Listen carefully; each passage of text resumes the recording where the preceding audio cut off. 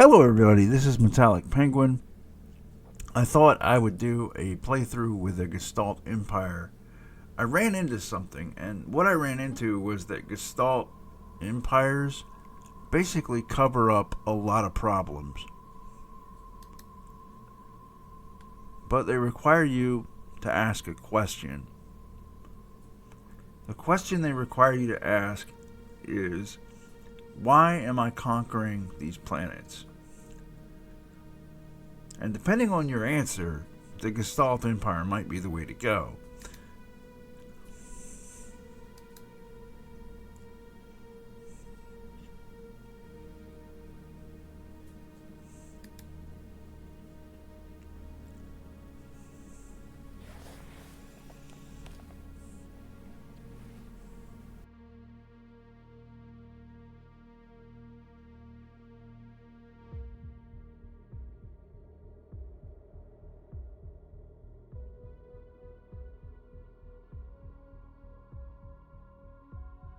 This is the subterranean machine's origin in Stellaris. This is going to give us a huge abundance of minerals, which is going to be amazing. Now, this Gestalt Empire solves a lot of problems. You're replacing food with energy, which is great because I hate growing food on my planets. I hate that. Alright, we're Mobots, which means, we're getting a 10% penalty from Empire size. Our pop assembly speed is minus 20%. That's going to be a problem, but the Gestalt Empire trait is going to kind of make up for that. Also bulky, because, our housing speed, our housing usage is going to be a little more higher. Repurposed hardware, meaning leader experience gain, is going to be minus 10%. The roboticist jobs is going to be improved by 20%. That's a big deal. That's a big deal. And between this and the Gestalt Empire thing, that's going to cover up for a lot of problems and make for a super fun playthrough. Alright, we're going to hit select, we're going to hit play, and off we go to the races. Alright, now, right away, this is 200 energy, we're banking 7 a month. This is 200 minerals, we're banking 104 a month. No food, no consumer goods. 200 alloys, 16 a month. 200 trade, that's a new resource in 4.0.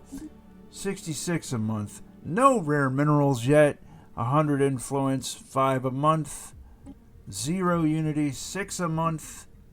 47 science. The way that breaks out is 14 research, 14 physics, 14 society, and 17 engineering.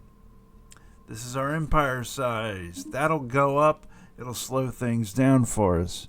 We have 0 envoys right now with 2 available. We have 1 starbase built with a cap of 3. And this is our little tiny naval fleet, which is 19 out of 21. We can go over that, but there's some pretty substantial penalties. So I'm playing with, start with a dreadnought. And let me see if I can...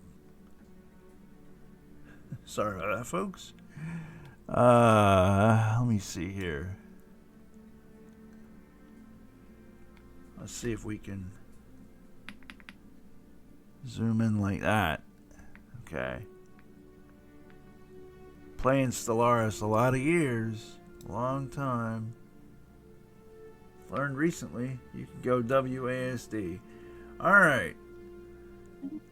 So what we have here is the Dreadnought. This is this mod. I said in a previous video, I feel like this is putting pants on. I love it. Alright, let's select our research. This is our physics.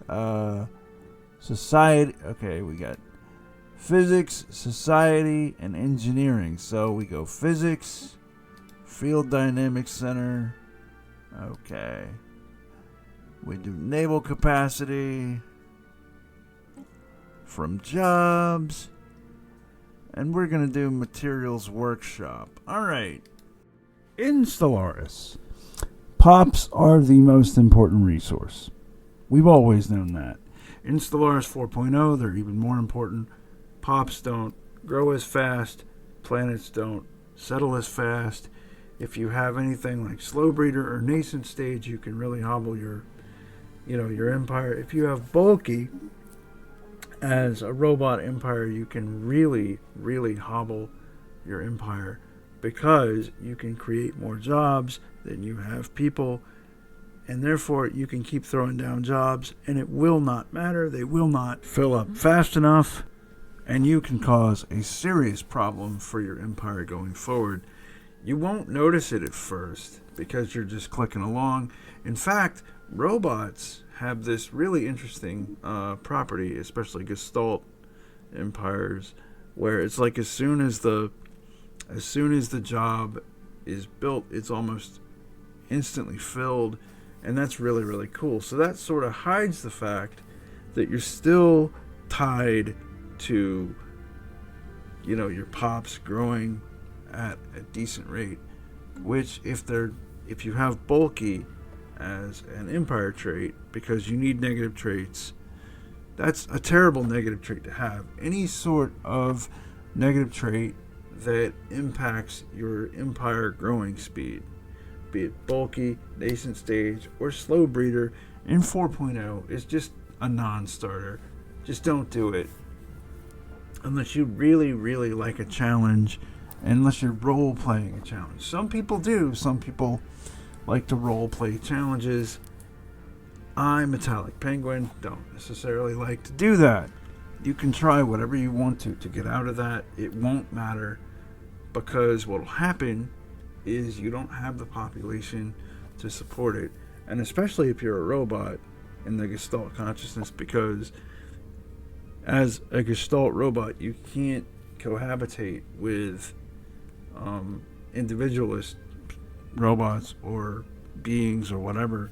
So you basically have to destroy them or assimilate them. And basically that sets up a real power drain. And it's just, so I thought I'd come on here and say, do not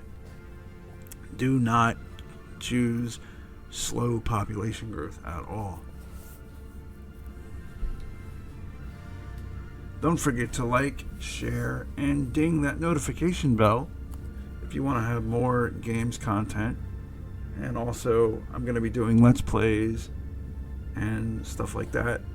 Really, instead, you should try to make your population grow as fast as possible, because what that'll do is it'll let you grow your economy, which will let you wage more wars, which will let you continue this wonderful cycle we call conquering the galaxy or conquering the universe in Stellaris.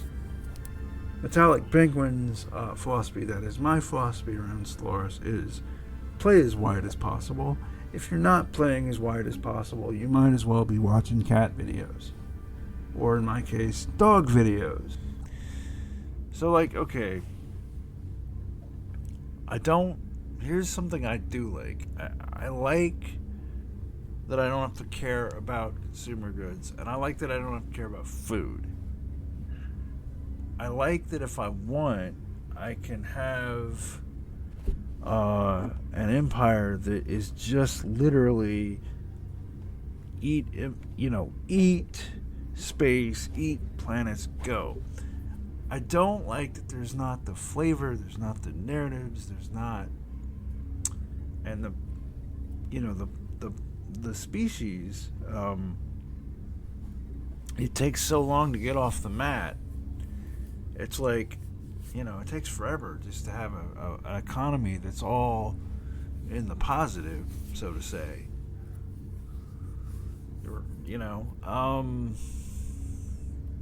I don't know. It's plus and minuses.